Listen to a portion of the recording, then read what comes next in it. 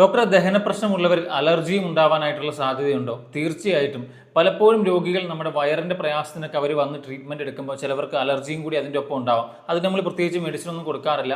അവർ പലപ്പോഴും മരുന്നെടുത്തിട്ട് വന്ന് പറയുന്ന ഒരു കാര്യമാണ്, ഡോക്ടർ എൻ്റെ ദഹന പ്രശ്നങ്ങൾ മാറിയതിനോടൊപ്പം തന്നെ അവർക്കുണ്ടായിരുന്ന അലർജിയും കുറഞ്ഞു വന്നു എന്ന്. അലർജി എന്ന് ഉദ്ദേശിക്കുന്നത് തുമ്മലായിക്കോട്ടെ, ശ്വാസം മുട്ടൽ, സൈനസൈറ്റിസിൻ്റെ പ്രശ്നങ്ങൾ, അതുപോലെ തന്നെ ത്വക്ക് രോഗങ്ങൾ, ഇതെല്ലാം അലർജിയുടെ ഭാഗമായിട്ട് വരുന്നതാണ്.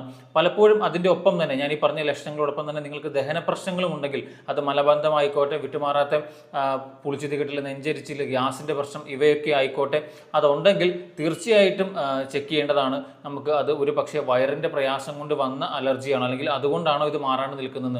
പാരമ്പര്യ ഘടകങ്ങൾ, മറ്റ് അനുബന്ധ കാര്യങ്ങളൊക്കെ മാറ്റി നിർത്തിയാൽ ഒരു പക്ഷേ കുടലിൽ അമിതമായിട്ട് ചീത്ത ബാക്ടീരിയ ഉണ്ടാകുന്നത് കൊണ്ടും ദഹനം ശരിയായ രീതിയിൽ നടക്കാത്തത് കൊണ്ടും നമ്മുടെ ഇമ്മ്യൂണിറ്റിയിൽ വരുന്ന മാറ്റങ്ങൾ കൊണ്ടുണ്ടായ ഒരു പക്ഷേ അലർജി ആയിരിക്കാം അത്.